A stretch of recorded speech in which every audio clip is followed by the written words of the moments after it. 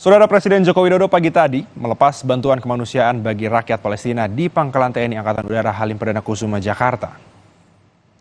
Bantuan tahap pertama seberat 51,5 ton akan disalurkan ke Gaza melalui Mesir.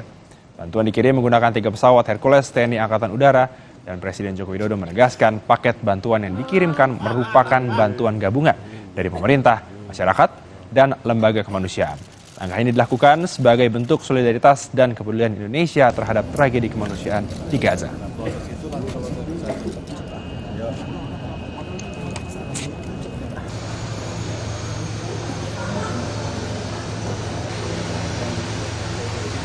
Bantuan tahap pertama dibawa menggunakan 3 pesawat dan berisi 51,5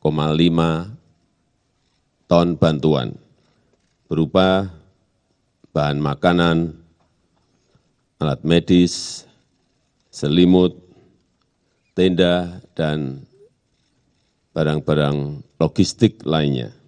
Menekankan kembali bahwa Indonesia akan terus bersama perjuangan bangsa Palestina.